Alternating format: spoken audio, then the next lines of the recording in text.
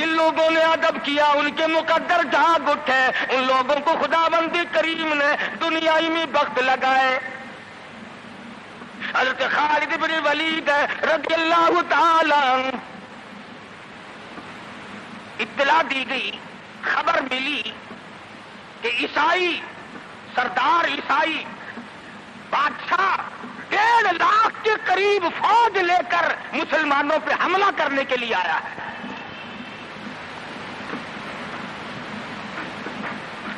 حضرت خالد بن ولید رضی اللہ تعالی عنہ کو 50-60 آدمی دیے، جاؤ بادشاہ کی فوج کا اندازہ لگا کے آؤ، تخمینہ لگا کے آؤ، اسلحہ دیکھ کے آؤ، ان کی تعداد کا اندازہ لگاؤ وہ کتنے ہیں۔ حضرت خالد بن ولید رضی اللہ تعالی عنہ چند صحابہ کرام کو ساتھ لے کر کے پہنچے۔ عیسائی بادشاہ کو پتا چلا، اس نے حضرت خالد بن ولید رضی اللہ تعالی عنہ کو بلایا اور کہنے لگا کہ دیکھو جنگ اچھی چیز نہیں ہے، ہم سے صلح کر لو، ہم سے صلح کر لو۔ حضرت خالد فرمانے لگے صلح میں دیر کیا ہے، قول لا الہ الا اللہ محمد الرسول اللہ صلی اللہ علیہ وسلم، کلمہ پڑھ، مسلمان بن جا، میرا بھائی بن جا، جنت کا حقدار بن جا، میرے نبی کا غلام بن جا، اللہ کی توحید کا ماننے والا بن جا، ابھی تمام باتوں میں صلح ہو جائے گی۔ وہ کہنے لگا بڑا جلدی کلمہ پڑھا ہے، جیسے میں اکیلا بیٹھا ہوں، تو نے میری فوج دیکھی ہے؟ 1.5-2 لاکھ فوج لے کے آیا ہوں، کھا جائے گی میری فوج تمہیں۔ کلمے پڑھا رہا ہے۔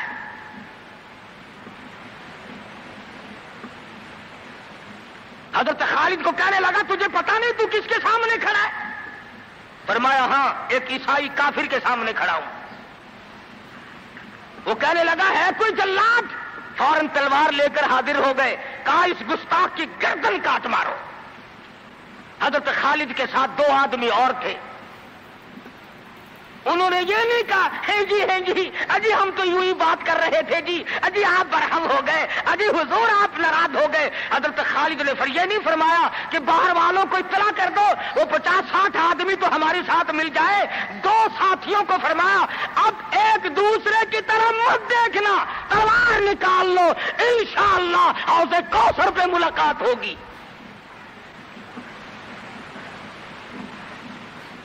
3 آدمی 1.5-2 لاکھ کے مقابلے میں ٹکرا گئے، یہ نہ سوچا کہ ہوگا کیا۔ حضرت خالد بن ولید رضی اللہ تعالیٰ عنہ اور 2 ساتھی اور تمام کافروں کی فوج میں گھر گئے، جنگ شروع ہو گئی۔ ابو عبیدہ بن جراح رضی اللہ تعالیٰ عنہ کے خام میں مدنی کریم صلی اللہ علیہ وسلم تشریف لائے، فرمایا ابو عبیدہ تو سویا ہوا ہے، میرا خالد گھیرے میں آ گیا۔ گھبرا کے اٹھے، شور مچایا، لوگوں جلدی کرو پہنچو، خالد گھیرے میں ہے۔ حضرت خالد کی بیوی ام تمیم سنتی ہے، کہنے لگی نہیں مجھے یقین نہیں آتا، میرا خالد گھیرے میں آنے والا نہیں، آ ہی نہیں سکتا۔ گھر میں کھڑی ہو کر چاروں طرف نظر مارتی ہے، دیکھتی کیا ہے؟ وہ ٹوپی جس میں امام الانبیاء محبوب کبریا حضرت محمد مصطفیٰ صلی اللہ تعالی علیہ وسلم کے منہ مبارک رکھے ہوئے تھے، وہ بھول آئے۔ ام تمیم کہتی ہے خالد تو ضرور گھیرے میں آ گیا، تیری ٹوپی یہاں رہ گئی۔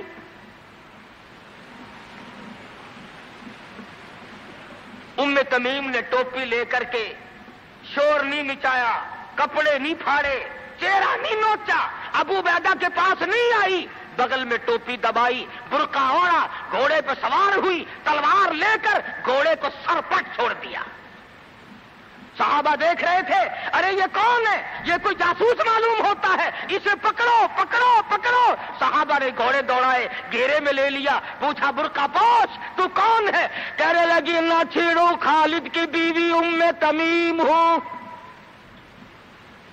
تو کہاں چلی ہے؟ کہنے لگی میرا خالد گھیرے میں آ گیا، ٹوپی گھر پہ بھول گیا، وہ پہنچانے چلی ہوں، ہمیں دے دے ہم پہنچا دیں گے، تو عورت ذات ہے۔ کہنے لگی خالد کی جو قدر میں جانوں تم نہیں جانتے، جان دے دوں گی مگر ٹوپی کسی کو نہ دوں گی۔ نکل پڑی، آ کے دیکھا تلواریں چل رہی ہیں، گاجر مولی کی طرح آدمی کٹ رہے ہیں، حضرت خالد بن ولید بیچ میں ہے۔ ام تمیم نے تلوار نکال کر چلانی شروع کر دی، گاجر کی طرح لوگوں کو کاٹ مارا۔ خود حضرت خالد کہتے ہیں او میرے ساتھیوں، اس نوجوان کو پہچانو، اس برقع پوش کو پہچانو، اس نقاب پوش کو پہچانو، یہ کون ہے؟ جب سامنے گئی نقاب اٹھا کے کہنے لگی خالد تیری بیوی ام تمیم ہو، یہ ٹوپی بھول آئے ہو، پہنچانے آئی ہو۔ اور کراچی کے مسلمانوں تم نے کبھی سوچا نہیں خالد کے سر پہ نبی کی ٹوپی نہیں، جس میں نبی کے بال رکھے ہوئے تھے، وہ گھیرے میں آ گئے۔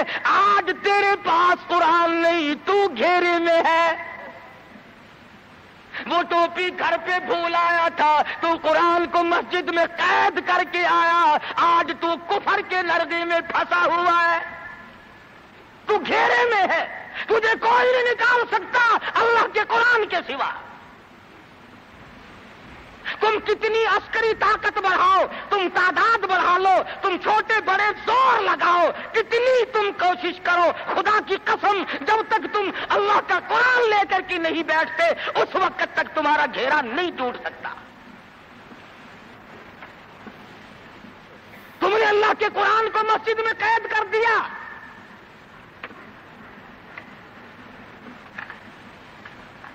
نہ اس کو ایوان صدر میں جگہ دی، نہ مارکیٹ میں جگہ دی، نہ محلے میں جگہ دی، نہ برادری میں جگہ دی، نہ خاندان میں کوئی جگہ دی۔ تمام کو اکٹھا کر لو گے، اللہ کے قرآن کو پوچھنے والا کوئی نہیں۔ کون پوچھے؟ حضرت خالد تو صرف ٹوپی بھول کر آئے تھے، ہم نے قرآن ہی بھلا دیا، نبی کی سیرت کا آئینہ بھلا دیا۔ خدا کی قسم نبی نے امانت تمہارے سپرد کی ہے، میدان حشر برپا ہوگا اور اللہ کا پیغمبر کھڑا ہو کر تم سے مطالبہ کرے گا لاؤ میری امانت کہاں ہے۔ کچھ لوگ کہیں گے اور جی ہم تو عشق کی وجہ سے ایسا کر بیٹھتے ہیں، محبت میں ہمیں پتہ ہی نہیں چلا قرآن کہاں رہ گیا، محبت میں ہمیں پتہ ہی نہیں چلا قرآن رہ کہاں گیا۔ اور تجھے کیسی محبت ہے، تجھے کیسا عشق ہے کہ تجھے آج تک پتہ نہیں چلا۔ عشق تو صحابہ کرام کو تھا۔ مدینہ منورہ ہے، اللہ پاک ہر مسلمان کو مدینہ پاک کی زیارت نصیب فرمائے۔ خدا کی قسم مدینے کی ہوا میں جو خوشبو ہے تمہاری، وہ کستوری میں نہیں ہو سکتی، وہ مشک میں نہیں ہو سکتی، وہ عنبر میں نہیں ہو سکتی، وہ زعفران میں نہیں ہو سکتی۔ ارے مدینے کی ہوا میں جو خوشبو ہے، جو گنبد خضرا سے ٹکرا کر آتی ہے، اس ہوا میں خوشبو بھی نرالی ہے۔ صحابہ کہتے ہیں کہ جب ہم نبی صلی اللہ علیہ وسلم کو تلاش کرنے کے لیے نکلتے تو کسی سے پوچھتے نہیں پھرتے تھے، بلکہ مدینے کی ہوا بتاتی تھی ادھر آؤ ادھر آؤ، حضور ادھر تشریف لے گئے۔ مدینہ منورہ میں ایک جنگ کی تیاری فرمائی، صحابہ کرام کا لشکر تیار فرمایا حضور اکرم صلی اللہ علیہ وسلم نے۔ جمعے کا دن ہے، صبح کا وقت ہے، لشکر کو ساتھ لے کر کے تشریف لے گئے، 2-3 میل تک رخصت فرمانے کے لیے گئے، دعا کر کے واپس آ گئے، اللہ تمہیں کامیاب فرمائے۔ صحابی ہے حضور اکرم، سب کہہ دو صلی اللہ علیہ وسلم کا۔ آؤ عشق کی بات تمہیں بتاؤں۔ حضور اکرم صلی اللہ علیہ وسلم نے روانگی کے وقت فرما دیا، توجہ کرنا، لشکر کو رخصت کرتے وقت فرما دیا، اور میرے دیوانوں اور پروانوں اور میرے جانثاروں بات سنو، پہلے جھنڈا جعفر طیار رضی اللہ تعالیٰ عنہ کے ہاتھ میں دینا، پھر جھنڈا عبداللہ ابن روا کے ہاتھ میں دینا، پھر جھنڈا اسامہ بن زید کے ہاتھ میں دینا۔ حضور کے کلام کی مراد کو اگر صحابہ نہیں جانتے تو کون جانتا ہے؟ سمجھ گئے صحابہ کہ جعفر طیار شہید ہوں گے، یہ جو حضور نے فرمایا پھر اس کو دینا، پھر اس کو دینا۔ حضور صلی اللہ علیہ وسلم کے کلام کی، فرمان کی، ارشاد کی مراد اور منشا غرض و غائب صحابہ سمجھ گئے کہ جعفر طیار شہید ہوں گے، اور پھر عبداللہ بن روا بھی شہید ہوں گے، اور اسامہ بن زید بچ کے آئیں گے۔ صحابہ کا تجربہ تھا حضور کے کلام کو سمجھنے کے لیے۔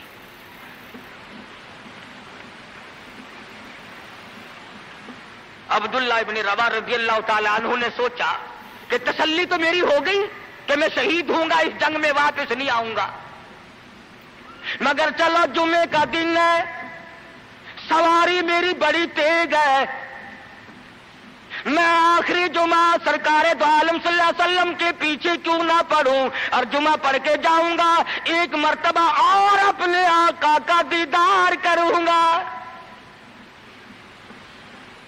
واپس مدینے میں آئے، گھر نہ گئے، بیوی بچوں میں نہ گئے، باغ و بہار میں نہ گئے، فصل باڑی میں نہیں گئے، لوگوں میں نہیں گئے، سیدھے مسجد نبوی میں تشریف لائے۔ جمعے کی نماز کے بعد مدنی کریم صلی اللہ علیہ وسلم سے سلام کیا۔ حضور نے فرمایا عبداللہ میں نے تو تجھے صبح رخصت کیا تھا لشکر کے ساتھ، تجھے صبح روانہ کر دیا تھا، تو چلا گیا تھا فوج کے ساتھ۔ عرض کیا یا رسول اللہ میرے ماں باپ قربان ہو جائیں، آپ کے فرمان سے میں نے یہ اندازہ لگایا کہ میں شہید ہو جاؤں گا، میرا یہ آخری جنگ ہے، یہ آخری جہاد ہے۔ میرے دل میں ایک بات آئی، آج جمعے کا دن ہے، اپنے آقا کے پیچھے جمعہ بھی پڑھوں، آخری جمعہ پڑھوں اور آخری دیدار کر کے جاؤں۔ اب تھوڑے سے مجھے آپ بول کے بتائیں عبداللہ ابن رواح کا یہ عشق ہے کہ نہیں؟ کوئی ڈر کی بات نہیں، کوئی خوف کی بات نہیں، بیوی بچوں کی محبت نے نہیں کھینچا، باغوں کو دیکھنے نہیں گیا، بچوں سے ملاقات کے لیے نہیں گیا۔ ارے حضور کا عشق ہے، کہتا آخری جمعہ، آخری دیدار، آخری ملاقات۔ اور عرض کیا میرے آقا میں اپنے ساتھیوں کو جا ملوں گا، میری سواری بڑی تیز ہے۔ امام الانبیاء محبوب کبریا حضرت محمد مصطفیٰ صلی اللہ علیہ وسلم کا چہرے انور سرخ ہو گیا۔ فرمایا عبداللہ تو ساتھیوں کو نہیں مل سکتا، نہیں مل سکتا، جب تیرے ساتھی جنت میں جائیں گے 500 سال بعد میں بہشت میں جا سکے گا۔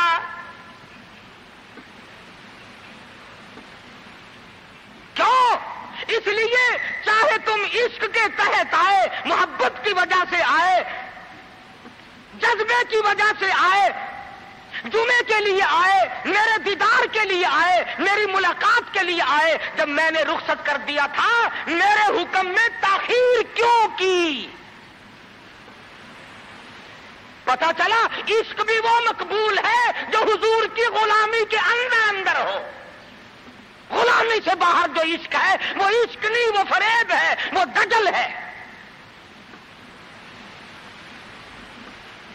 آج آپ دیکھ لیں،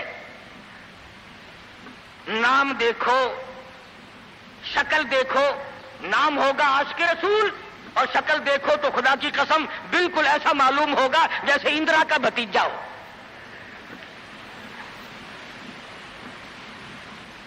پہچان نہیں سکے گا آدمی۔ کیا کر سکتا ہے آدمی شکل میں؟ صورت نہیں، سیرت نہیں، لباس نہیں، اخلاق نہیں، کردار نہیں، تمام چیزوں کا تختہ نکال کے رکھ دیا ہے۔ اور آج قوم اسی وجہ سے مصیبتوں سے دوچار ہے، وہ نرغے میں پھنسی ہوئی ہے، وہ نکل نہیں سکتی، وہ سہارا ڈھونڈ رہی ہے مادی قوت کا۔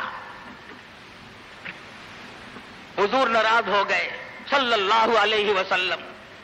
صحابی کہتے ہیں میں چاہتا تھا زمین پھٹ جائے، مجھے لقمہ بنا کر نگل جائے۔ صحابی کہتا ہے مجھے زندگی تلخ لگنے لگی، ہائے میرے آقا مجھ سے ناراض کیوں ہو گئے؟ عبداللہ ابن روا تشریف لے گئے، گھر پھر بھی نہیں گئے، بال بچوں میں پھر بھی نہ گئے، اور جا کر کے جہاد میں شریک ہو گئے۔ 3 دن گزر گئے، کوئی چیز حلق میں نہ گئی، کمر سیدھی نہیں ہو سکتی تھی، جنگ سخت تھا، لڑائی شدید تھی، تلواریں چل رہی تھی۔ عبداللہ ابن روا فرماتے ہیں مجھے بھوک لگی، سیدھا کھڑا نہیں ہو سکتا تھا، مجھے یاد آیا میرے تھیلے میں گوشت کے خشک ٹکڑے موجود ہیں، میں ان کو منہ میں لے کر ذرا چوسنے لگا، مجھے مدینے کا باغ یاد آیا، مجھے بیوی یاد آئی، مجھے اولاد یاد آئی۔ اے نبی کے دیوانے کا طرز زندگی دیکھ۔ صحابی کہتا ہے میں نے انگلی حلق میں ڈال کر وہ بوٹی باہر نکال دی، کہا اچھا میں تجھے کچھ کھانے کے لیے دینے لگا ہوں تو یہاں بیٹھ کر گھر یاد آیا، کھڑے ہو گئے اور فرمانے لگی اور میری بیوی اور تمہیں طلاق ہو، اور میرے باغ بہار جاؤ، اسلام کے لیے وقف ہو تم آج کے بعد میرے نہیں۔ کسی نے پوچھا کیا کہہ رہے ہو؟ فرمایا ہاں ہاں، نقشہ سامنے کیوں آیا؟ آخری وقت میں دنیا کا نقشہ میری آنکھوں میں کیوں کھینچا؟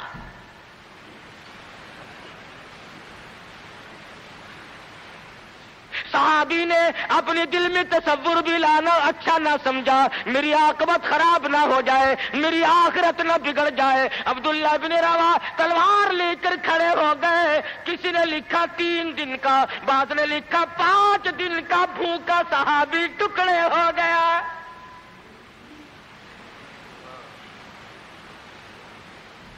یہ تھا عشق جسے عشق کہا جاتا ہے، لیکن حضور کی اندازہ لگاؤ حکم میں تاخیر کی وجہ سے 500 سال بعد کو بہشت میں جا سکے گا، اور جنہوں نے حضور کے احکام کو سرے سے ٹھکرا دیا، سرے سے ماننا ہی نہیں، انکار کر دیا، اب یہ فیصلہ تم کرو، اب یہ فتویٰ تم دو کہ وہ جنت میں کب جائیں گے۔ امام الانبیاء محبوب کبریا حضرت محمد مصطفیٰ صلی اللہ تعالی علیہ وسلم کے دیوانوں نے حد کر دی، پروانوں نے حد کر دی، جس صورت سے بھی ان کو لگایا گیا اسی صورت سے وہ آگے بڑھتے رہے۔ فاروق اعظم کی حکومت ہے، سب کہہ دو رضی اللہ تعالی عنہ۔ مصر کے علاقے میں کافروں نے ایک سازش بنائی، لڑکیوں کو ہار و سنگار کر کے کوٹھے پہ کھڑا کر دیا۔ پروگرام مسلمانوں کو پہلے معلوم ہو گیا کہ مسلمان فوج کے کلچر کو تباہ کرنا چاہتے ہیں، مسلمان کے اخلاق و کردار کو برباد کرنا چاہتے ہیں۔ فاروق اعظم کو خط لکھا، اور راستہ کوئی نہیں فوج کے گزرنے کا، ایک ہی راستہ ہے، اور اس راستے کو خراب کر دیا گیا، اس راستے میں کانٹے بچھا دیے گئے، حسن کی دولت بکھیر دی گئی تاکہ مسلمانوں کا دل خراب ہو۔ ارے یہ کافر کا بھی عقیدہ ہے کہ اگر مسلمان کا پاؤں پھسل گیا پھر یہ جہنم سے اڑے نہیں ٹھہرتا۔ فاروق اعظم رضی اللہ تعالیٰ عنہ نے خط کا جواب دیا اور صاف صاف لکھ دیا کوئی پریشانی کی بات نہیں، ساری فوج کو اکٹھا کر کے قرآن کی آیت سنا دو، ساری فوج کو اکٹھا کر کے قرآن سناؤ۔ چنانچہ کمانڈر نے، سپہ سالار نے فوج کو اکٹھا کیا اور قرآن کریم سنا دیا وَقُلْ لِلْمُؤْمِنِينَ يَغُضُّوا مِنْ أَبْصَارِكُمْ وَيَحْفَظُوا فُرُوجَكُمْ ذَلِكُمْ أَزْكَىٰ لَكُمْ إِنَّ اللَّهَ خَبِيرٌ بِمَا يَصْنَعُونَ۔ مسلمانوں، اپنی نظروں کی حفاظت کرو، اپنے ایمان کی حفاظت کرو۔ اگر تم کنکھی آنکھوں سے بھی دیکھو گے خدا تمہاری ساتھ ہے، وہ تمہاری تمام حرکتوں کو دیکھتا ہے۔ دوستو، امید کرتا ہوں کہ آپ حضرات نے اس بیان کو پورا سنا ہوگا۔ بیان کیسا لگا کمنٹ میں ضرور بتانا، اور اپنے دوستوں اور رشتہ داروں کو شیئر ضرور کرنا۔ اللہ تعالی ہم سب کو اس بیان پر عمل کرنے کی توفیق عطا فرمائے۔ تو دوستو پھر ملتے ہیں اگلی ویڈیو میں، جب تک اپنا خیال رکھیے، ہمیں دعاؤں میں یاد رکھیے۔ السلام علیکم ورحمۃ اللہ وبرکاتہ۔